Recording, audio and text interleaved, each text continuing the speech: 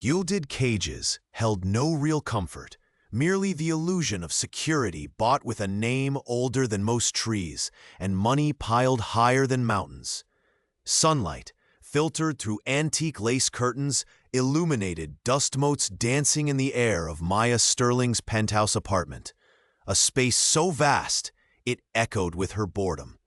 Every whim catered to, every desire a mere keystroke away, yet a profound, aching emptiness gnawed at her. She drifted through days painted in hues of designer labels and vapid conversation, her world a pristine bubble, utterly detached from the gritty reality most people navigated daily. This isolation wasn't peaceful. It was suffocating, breeding a dangerous curiosity, a perverse yearning for anything that felt real. The sheer, baffling unfairness of a life where struggle was an abstract concept she could only read about in carefully curated news feeds was a weight she didn't understand. Yet it pressed down, fueling a reckless, burgeoning impulse. It was a void only the most drastic, most unthinkable action seemed capable of filling. Prepare to witness the unraveling of a life built on privilege, the shocking plunge from the pinnacle of comfort into the brutal unknown, driven by a naive arrogance that could only end in catastrophe. If you believe everyone, regardless of their starting point, deserves to be seen, heard, and understood, stand with us, like this video, and subscribe to join our journey as we peel back the layers of delusion and fight for a justice the world desperately needs. Maya Sterling knew wealth like she knew the back of her hand, intimately, effortlessly, and without ever questioning its origin or consequence. Her days were tapestries woven with threads of late brunches at exclusive clubs, where the silverware gleamed brighter than the future. Languid afternoons spent browsing boutiques where a single scarf cost more than a family's monthly rent, and evenings filled with glittering parties where air kisses were currency and genuine connection was rarer than a unicorn. The scent of expensive perfume clung to her like a second skin, masking an internal hollowness she couldn't name. Books piled unread on her nightstand, their stories of human struggle foreign and fantastical. News reports of poverty felt like dispatches from a distant planet, interesting in an abstract anthropological way, but devoid of any emotional weight. Her perspective was a tiny keyhole view from an ivory tower, seeing only what the privileged glass allowed.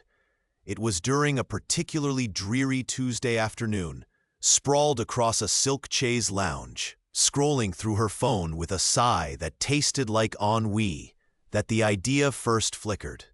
Perhaps it was a headline about rising homelessness. Perhaps a cynical comment from a friend about slum tourism.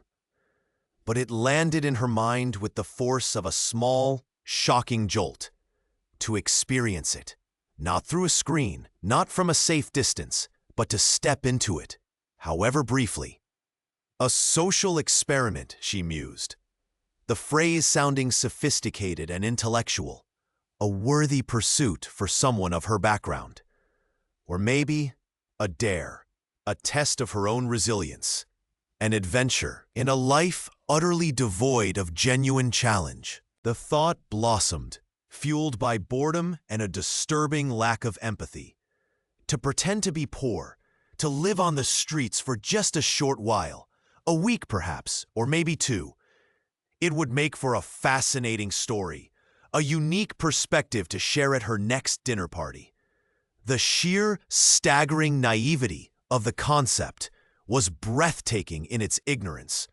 She envisioned it like method acting for a role she didn't understand, a temporary costume she could shed when the novelty wore off. There was no fear, only a detached curiosity, a casual dismissal of the very real suffering it represented. The seed of the spoiled idea, planted in the fertile ground of privilege and boredom, had taken root. The air in her opulent dressing room felt thick with anticipation, a scent of expensive perfumes mingling strangely with the faint metallic tang of theatrical makeup. Maya stared at her reflection, the transformation taking shape beneath her fingertips. Her usually perfectly coiffed hair was tucked messily under a plain cap, the professional styling products replaced by a simple hairspray promising extra hold and smelling faintly of chemicals. She applied foundation, not to enhance her features, but to subtly alter them, shading and contouring in ways meant to blur her familiar contours, not highlight them. A dull, ill-fitting dress hung on her frame, replacing the silks and designer fabrics she usually wore. Each item of cheap clothing she pulled on felt alien against her skin, a coarse, unfamiliar texture that made her instinctively recoil slightly. This was the first layer of her elaborate performance. Next came the ritualistic shedding of her skin of wealth. Diamond earrings, glittering necklaces, heavy gold bracelets, each piece a symbol of her cushioned existence, was carefully placed into a hidden compartment in her wall safe. The weight of them in her hands felt suddenly heavy, yet letting them go also felt strangely liberating, like disconnecting wires that tethered her to an expected life. Her designer handbag, a silent statement of status, was swapped for a worn canvas tote. Even the key fob for her luxury car was left behind. Her journey would begin on foot. It was more than just changing clothes. It was a conscious effort to erase the visual markers of her identity, to become nobody, or rather, somebody else entirely. She practiced her new name aloud, the unfamiliar syllables feeling clumsy on her tongue. Just Emily, she whispered to the empty room, trying on different inflections, imagining a different history, a different burden than her own. There was an undeniable thrill to it, a sense of stepping onto a stage for a play only she knew the script to. It felt less like a risky venture into the unknown, and more like a thrilling game of hide-and-seek on a grand scale. She was so preoccupied with the cleverness of her disguise, the perceived challenge of adopting a new persona, that the true weight of what she was about to encounter remained abstract, a distant concept cushioned by her privilege. The biting cold of reality, the sheer struggle for basic existence, was a language she had never had to learn, a melody completely absent from the sheltered symphony of her life. With one final, sweeping glance at the room, the plush carpet, the custom-built vanity, the cityscape glittering outside the soundproof windows, she turned and walked out. The heavy oak door closed behind her with a soft click, a gentle punctuation mark ending one chapter, and unknowingly, violently beginning another. The polished hallway felt vast and silent, a stark contrast to the bustling, unpredictable world waiting just beyond the lobby doors. She carried no baggage, no history, only the flimsy construct of Emily and the naive certainty that she was in control. The heavy door clicked shut behind her, a final echoing punctuation mark on the life she thought she was escaping. The crisp evening air bit at her exposed skin, a sharp contrast to the controlled climate she had always known. It wasn't the freeing breeze she had imagined. It was a cold, indifferent current that seemed to carry the grime and exhaust of the city. She shivered, pulling her thin jacket tighter, already feeling the inadequacy of her preparation. This was not the thrill of an unexplored path. It was the sudden, disorienting plunge into an unfamiliar, unwelcoming world. Her stomach rumbled, a hollow ache that instantly eclipsed the fleeting sense of independence. Hunger wasn't an abstract concept discussed at dinner tables. It was a gnawing, immediate demand that sharpened her senses in an unpleasant way. Every distant cooking smell, Every discarded food wrapper in a trash can became an agonizing reminder of her sudden deprivation. She eyed a half-eaten sandwich on a park bench, her mind warring between desperate need and ingrained revulsion. The adventure of living on her own suddenly felt less like a grand exploration and more like a desperate scramble just to exist. The city, usually a vibrant backdrop she barely noticed, now felt immense and hostile. The towering buildings seemed to lean over her, casting long, cold shadows that swallowed the last of the daylight. The sounds she'd ignored before, sirens wailing, traffic roaring, disembodied shouts, now sounded menacing, a constant, unnerving symphony of chaos. She felt utterly exposed, a tiny, vulnerable figure, adrift in a sea of anonymous faces, none of whom met her gaze or offered a flicker of recognition or kindness. Fear, cold and sharp, pricked at her, a relentless counterpoint to the naive excitement that had propelled her forward just hours ago. Where was the easy shelter, the friendly faces, the simple solutions her imagination had conjured? The paved ground beneath her feet felt hard and unforgiving, a stark symbol of the reality she had so blithely stepped into. She walked aimlessly, the initial bravado draining away with each passing block, replaced by a growing sense of panic and overwhelming regret. Finding food and a safe place to rest felt like insurmountable challenges, not exciting quests. The city wasn't waiting to embrace her. It seemed determined to show her exactly how small and insignificant she truly were. The air thickened around her, heavy with the scent of damp earth and 1,000 small, struggling lives. Sounds that had been abstract noise from a distance now resolved into individual cries, low voices, the scrape of footsteps on packed ground.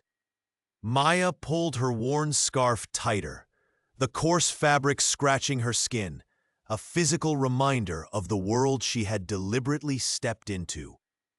Her heart hammered against her ribs, a frantic bird trapped in a cage of cheap cotton and threadbare wool. Every glance felt like an accusation, every murmur like judgment. This was not the sterile image of poverty she had read about. It was a raw, breathing entity pressing in on all sides. She took a hesitant step forward, her foot catching on uneven ground. A figure emerged from the shadow of a corrugated iron structure, a man with weary eyes and a suspicious squint. He stopped a few feet away, his gaze lingering on her, cataloging her unfamiliarity, her slight hesitance that screamed outsider.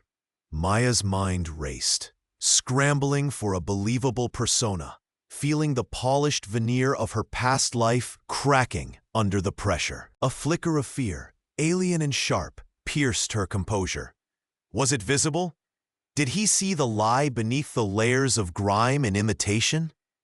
He spoke, his voice rough like worn rope, challenging the silence her presence had brought. Who are you? What do you want here? Her response was a clumsy mumble, fabricated words catching in her throat. She felt a blush of heat creep up her neck, a telltale sign of discomfort she couldn't suppress. It was the flush of someone unused to being questioned, unused to defenselessness. Her privilege, a phantom limb, ached beneath her disguise. She managed to convey a need for shelter, a lostness she didn't have to feign entirely. The man continued to watch her, his suspicion a palpable weight, before finally grunting and turning away, dissolving back into the maze of shelters and shadows. Shaken, Maya moved deeper in, trying to blend, trying to disappear. She watched others navigate the space, quiet nods, shared looks of understanding or caution, the subtle choreography of survival. There were territorial lines drawn not with fences, but with stance, with gaze. She saw a woman sharing a meager crust of bread with a hungry child, a small act of grace in a harsh landscape. She saw a quick, sharp argument over space near a communal water tap. The unwritten rules were complex, etched not in law books, but in necessity and shared hardship. This wasn't chaos, it was a system, brutal and fragile, built on mutual dependence and wary self-preservation. As the initial shock began to recede, replaced by a dull ache of hunger and the bite of the chill air, she stopped seeing a single, undifferentiated mass of the poor. She saw the woman with the surprisingly gentle hands, the child whose laughter, though thin, still managed to ring true, the old man sitting alone, his face a map of resilience. They were individuals, each with a story etched onto their face, each fighting their own quiet battle. This hidden world wasn't just a backdrop for her mission. It was populated by people, and her heart, despite her carefully constructed facade, began to recognize their humanity. The struggle wasn't just an abstract concept anymore. It had faces, and they were looking back at her. A quiet desperation settled over Maya as she stepped deeper into the fabric of this new place. Each smile she offered, each friendly word she spoke, was meticulously constructed, a brick laid in the foundation of a lie. She was an actress on a tiny, unsuspecting stage, performing the role of someone she wasn't. She started small, sharing simple anecdotes about a childhood that never happened there, a close-knit family in a town she'd only seen on maps. She described the scent of fictional grandmother's baking cinnamon rolls, the feel of a non-existent brother's hand ruffling her hair. She watched faces soften, seen eyes light up with empathy or shared nostalgia. A woman named Eleanor, whose laugh was as warm as fresh bread, listened intently, offering a comforting hand on Maya's arm as she spoke of leaving everything behind. A retired carpenter, old Mr. Henderson, nodded slowly, his gaze steady and kind, as she fabricated tales of learning basic repairs from a father who always fixed things with love. This was the core of the conflict. Every connection she forged, however genuine the warmth she received, tightened a knot of guilt in her stomach. It was a cold, heavy stone, contrasting sharply with the surprising sense of ease that occasionally surfaced. When Eleanor shared her own quiet sorrow, or Mr. Henderson spoke of the satisfaction of building something solid and true, Maya felt a strange resonance, a yearning for the honesty their lives represented. The vulnerability they showed made her own deception feel like a betrayal of their very trust, even as she craved the belonging they offered. The lies began to escalate in complexity. Simple backstories morphed into richer narratives. She spoke of challenges she'd overcome, weaving in details of struggle and resilience that mirrored the strength she wished she truly possessed in that moment. She painted herself as an underdog, someone seeking a fresh start after hardship, subtly aligning herself with the community's known values of perseverance and mutual support. The acceptance she gained felt intoxicating, a powerful antidote to the isolation she had long known. But each moment of perceived success was a double-edged sword, proving her capacity for convincing deceit while simultaneously deepening the chasm between her true self and the person they welcomed. The air in her small rented room often felt thick with the unspoken weight of her secrets, a stark contrast to the light laughter she shared at the local cafe. She was building connections, yes, but each one was a false structure, beautiful from the outside, but hollow within, held together only by the careful calibration of her lies. The turnaround wasn't external. It was the quiet dawning that the hardest part of vengeance, might not be the confrontation, but the slow, corrosive act of becoming someone else entirely, losing pieces of yourself with every lie you told. The gnawing in her stomach was no longer a surprise. It was a permanent resident, a dull, insistent ache that spread weakness through her limbs. Sleep offered little respite, fragmented by the hard ground pressing into her bones and the constant rustle of unseen things in the dark corners where she sought refuge. The air, whether biting cold or thick with the city's grime, seemed to cling to her skin, leaving it perpetually dry and irritated. The initial, desperate energy that had propelled her was long gone, replaced by a bone-deep weariness that made every step feel like wading through molasses. Each sunrise was less a promise and more a reminder of another day she had to survive. The charm of the unknown had dissolved entirely, leaving behind the stark, gritty reality of existing at the edges. The scent of food from distant windows was a torment, a cruel tease that amplified the emptiness within her. The sounds of laughter and ordinary life felt like a barrier, a wall separating her from a world that felt increasingly alien and indifferent. Her clothes, once merely uncomfortable, were now ragged and stained, offering little protection. A sudden, sharp rainstorm could turn a hidden alcove into a miserable puddle, leaving her shivering for hours. The search for even the smallest scrap of food had become an exhausting, often fruitless, hunt that consumed precious energy she didn't have. Fear was her shadow, a cold hand that tightened around. She remembered thinking, early on, that this was temporary, a difficult patch she would navigate and overcome. That naive hope now felt like a cruel joke. The days blurred into a monotonous cycle of hunger, exhaustion, and fear. There was no grand adventure here, only the relentless grind of survival. It wasn't just her hardship. She started to see it mirrored in the eyes of the few others she encountered living on the streets. The same slumped shoulders, the same wary glances, the same indelible mark of hardship. This wasn't a detour for them either. This was their life, day in and day out, a truth that settled upon her with the crushing weight of inevitability. It was a burden she now shared, a profound understanding of the persistent, soul-wearying challenges that poverty inflicted.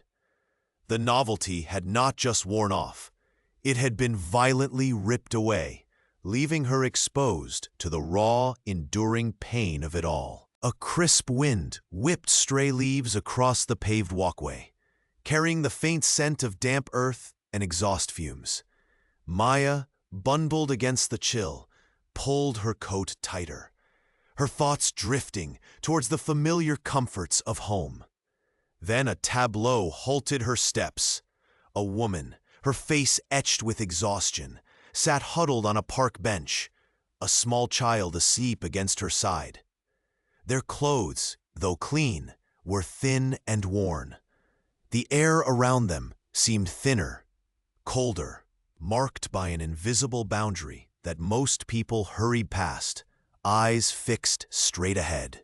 An official, his uniform crisp, approached the bench. He didn't shout, but his voice, when it cut through the muted city hum, was like ice shards. You know the rules. No sleeping here. This isn't a shelter. The woman flinched, her hand tightening protectively around the child. We just need a moment. We have nowhere else right now.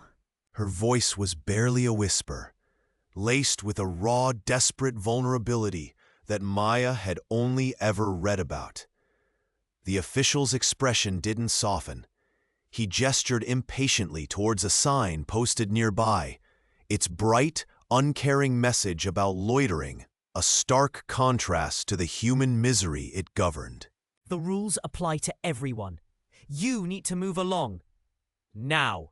His tone carried the weight of systemic indifference, a quiet, absolute power that seemed to press down on the small family.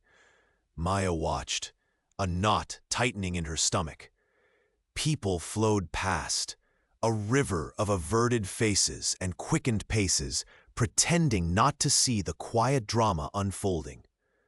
The public apathy was a heavy blanket, smothering the woman's plea, amplifying the official's cold authority. A sharp, bitter taste filled Maya's mouth, the first hint to the world far removed from her gilded cage. This wasn't a single act of meanness.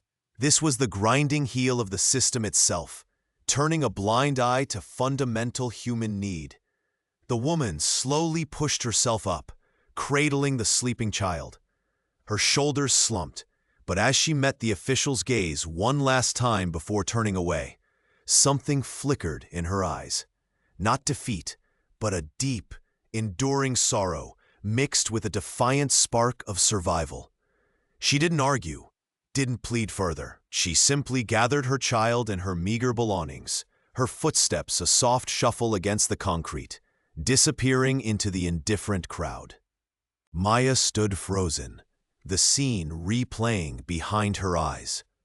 The crisp uniform, the averted gazes, the quiet desperation, the chilling lack of empathy. It was a brutal education. The world wasn't just unfair. It was actively, systematically cruel, and many chose to look away. The clear moral truth settled heavily upon her. Ignorance was not innocence. It was complicity. The resilience of the woman, finding dignity in the face of utter dismissal, was a stark, poignant contrast to the coldness surrounding her, embedding itself deep in Maya's consciousness. The biting wind whipped around the corner, carrying the scent of damp pavement and distant exhaust fumes. Maya pulled her thin jacket tighter, the chill seeming to penetrate bone deep, a physical manifestation of the isolation that had become her constant companion. Every step felt heavy, weighed down by the intricate web of calculated choices she had woven, each thread glittering with potential, but ultimately feeling cold and sharp to the touch.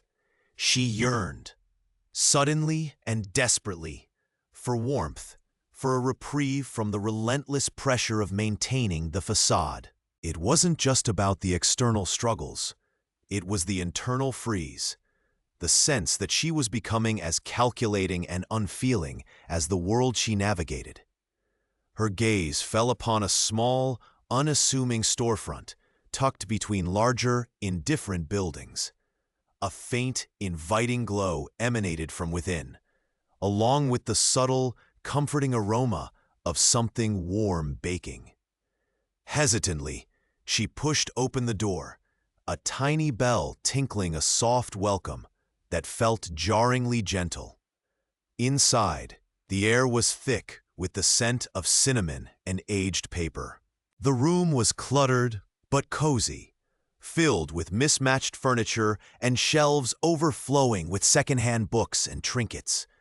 Presiding over a worn wooden counter was an older woman, her face etched with lines that spoke of hardship but also of resilience, her eyes holding a deep, quiet kindness that Maya hadn't encountered in what felt like a lifetime. Her hands, gnarled with work, were kneading dough on a floured board, moving with practiced, soothing rhythm. The woman looked up, a genuine smile spreading across her face, crinkling the corners of her eyes.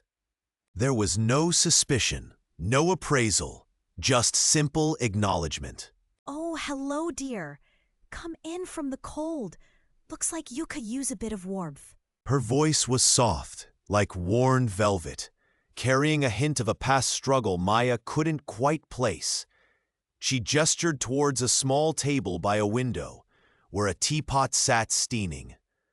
Maya, taken aback by the sheer lack of expectation in her gaze, mumbled a quiet thanks and sank onto a creaky chair, the worn fabric soft beneath her touch. The woman, Eleanor, as she introduced herself, didn't press for details, didn't ask questions about why Maya was alone or why she looked so weary. She simply poured a cup of tea, the warm ceramic feeling like a foreign comfort in Maya's cold hands, and placed a small, still warm pastry on a plate before her. Eleanor returned to her kneading, her movements deliberate and calm. She spoke softly about the simple joys of baking, the way the dough felt alive under her hands, the comfort it brought her, especially during difficult times. She spoke of how the shop had been her late husband's dream, and how keeping it going had been a challenge, but a necessary one, a way to hold on to the good things amidst the bad. Her words were not complaints, but quiet observations on life's enduring complexities. Maya listened, sipping the sweet, fragrant tea, the warmth spreading slowly through her chest. This unassuming act of pure, simple kindness, offered without strings or hidden motives, stood in stark, almost painful contrast to the transactional world she had built around herself. It was a tiny flicker of genuine human connection in the cold darkness she had been navigating, a subtle, unexpected challenge to the path she had chosen, a reminder of something she feared she had lost forever. The shared laughter echoed softly off the library walls, a hushed counterpoint to the turning pages and quiet whispers around them. Maya and her new friend huddled close, heads bent over notes, but the real connection wasn't in the academic material. It was in the space between them, warm and increasingly real. They had found a rhythm, a comfortable silence punctuated by easy conversation, shared anxieties, and mutual support that felt surprisingly genuine, even to Maya. Her friend, facing pressures Maya could only imagine, leaned on her, sharing burdens with a raw honesty that chipped away at Maya's carefully constructed facade. One afternoon, rain lashed against the tall windows, mirroring the storm brewing inside Maya. Her friend sighed, a deep, weary sound that seemed to carry the weight of her world. She spoke of her struggles, her fears for the future, the feeling of being utterly alone against overwhelming odds. Her voice was low, vulnerable, trusting. It's just, sometimes I feel like I'm drowning. Like there's no one who truly understands, no one I can really count on. She looked at Maya then, her eyes searching, hopeful. But talking to you, it helps. Knowing someone is in my corner, even just a little, it makes a difference. A sharp, cold pang shot through Maya's chest, stealing the air from her lungs. The warmth of the shared moment turned instantly frigid. This trust, this reliance, it was built on sand. She saw the hope in her friend's eyes, the genuine relief, and the weight of her lie became crushing. It wasn't just a simple omission anymore.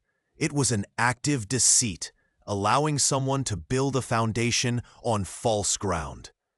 She pictured the moment of exposure, the look of devastation, the feeling of utter betrayal that would replace that hopeful gaze. The vibrant colors of their friendship, moments ago so vivid and comforting, drained away, leaving behind a stark, terrifying monochrome of potential ruin. Guilt, a dull ache initially, now clawed relentlessly at her conscience, a physical tightening in her throat, a bitter taste on her tongue. The more her friend opened up, the deeper the knife twisted, reminding Maya of the potential for catastrophic hurt her actions were cultivating. The internal conflict raged, a silent scream against the quiet backdrop of the library, the warmth of genuine connection battling the icy fear of consequence. and the heavy burden of her intensifying deception.